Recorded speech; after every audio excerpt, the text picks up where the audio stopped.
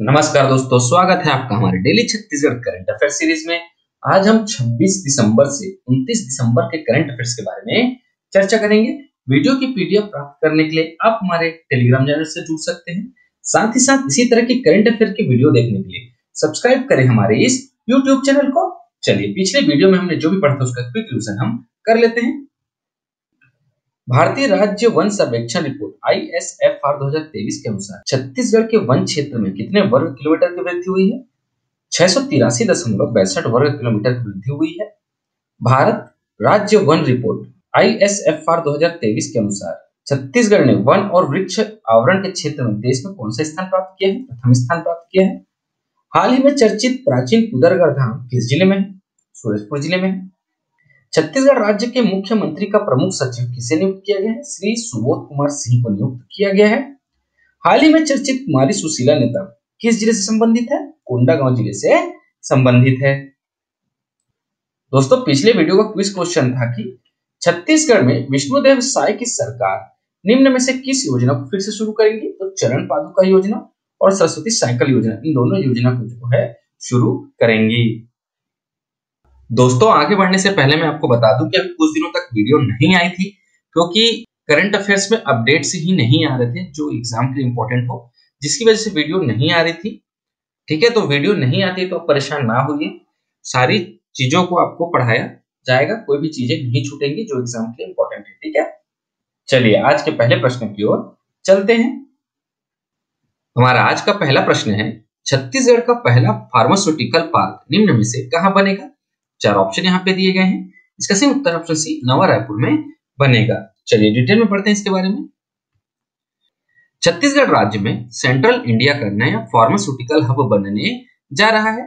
मुख्यमंत्री श्री विष्णुदेव साय ने इसके लिए मंजूरी दे दी है।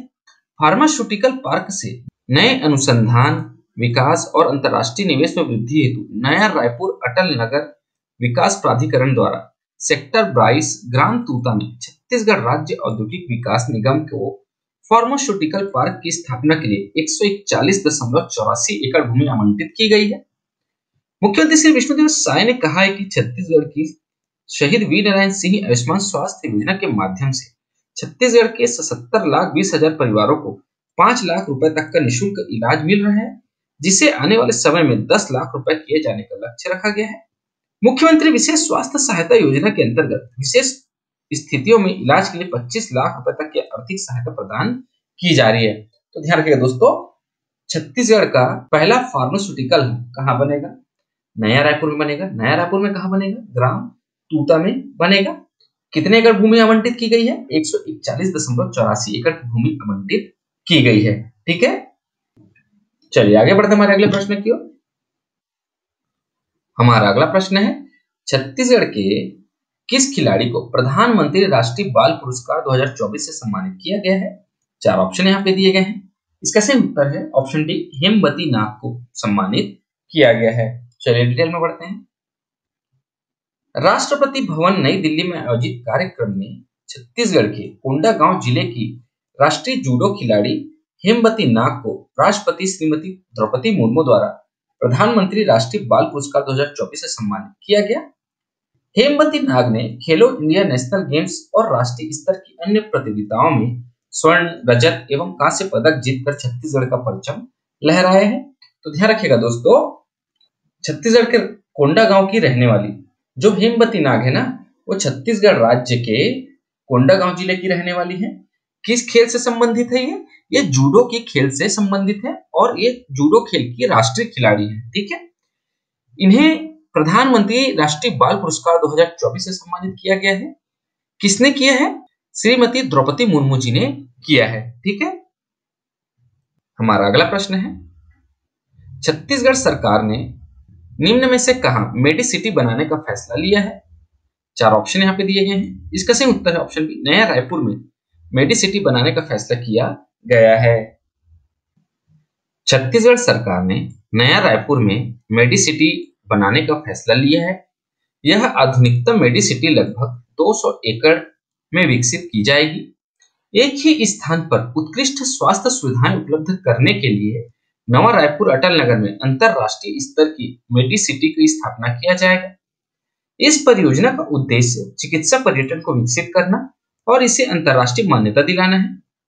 मेडिसिटी परियोजना के अंतर्गत अनेक मल्टी स्पेशलिटी अस्पताल, मेडिकल कॉलेज, छात्रावास, डायग्नोस्टिक सेंटर, होटल और ठहरने की सुविधाएं विकसित की जाएंगी, जिससे छत्तीसगढ़ और पड़ोसी राज्य के लोगों को लाभ मिलेगा। चलिए आगे बढ़ते हैं हमारे अगले प्रश्न की ओर। हमारा अगला प्रश्न है, केंद्रीय स्वास्थ्य एवं परिवार कल्याण मंत्रालय ने राज्य के कितने स्वास्थ्य केंद्रों को राष्ट्रीय गुणवत्ता आश्वासन मानक प्रमाण पत्र प्रदान किया है? 4 ऑप्शन यहाँ पे दिए गए हैं। इसका सही उत्तर ऑप्शन डी, 9 स्वास्थ्य केंद्रों को NQAS प्रमाण पत्र प्रदान किया गया है। चलिए डिटेल में पढ़ते हैं। सबसे पहले तो ये जान लीजिए NQAS का फुल फॉर्म क्या होता है। तो इसका फुल फॉर्म होता है नेशनल क्वालिटी एश्योरेंस स्टैंडर्ड। ठीक है, तो केंद्रीय स्वास्थ्य एवं परिवार कल्याण मंत्रालय ने उत्कृष्ट स्वास्थ्य सेवा और मरीजों को बेहतर इलाज उपलब्ध कराने वाले राज्य के 9 स्वास्थ्य केंद्रों को राष्ट्रीय गुणवत्ता आश्वासन मानक NQAS प्रमाण पत्र प्रदान किया है। इसमें जांजगीर चांपा, सूरजपुर, महासमुंद, दुर्ग, बिलासपुर के स्वास्थ्य केंद्र शामिल हैं।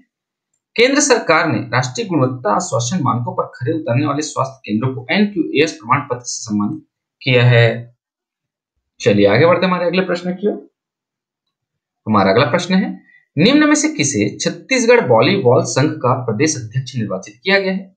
4 ऑप्शन यहाँ पे दिए गए हैं।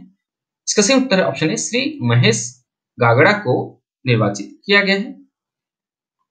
मुख्यमंत्री श्री विष्णुदेव साय ने श्री महेश गागड़ा को छत्तीसगढ़ वॉलीबॉल संघ का प्रदेश अध्यक्ष निर्वाचित किया है। हमारा अगला प्रश्न है, छत्तीसगढ़ में अब पर्यटन को निम्न में से किसका दर्जा मिलेगा? 4 ऑप्शन यहाँ पे दिए गए हैं। इसका सही उत्तर ऑप्शन बी, उद्योग का दर्जा मिलेगा। चलिए इसके बारे में हम डिटेल में पढ़ लेते हैं। छत्तीसगढ़ राज्य में पर्यटन को बढ़ावा देने और योजनाबद्ध तरीके से विकास के लिए अब पर्यटन को उद्योग का दर्जा मिलेगा। यह निर्णय मुख्यमंत्री श्री विष्णुदेव साय की अध्यक्षता में हुई कैबिनेट की बैठक में लिया गया।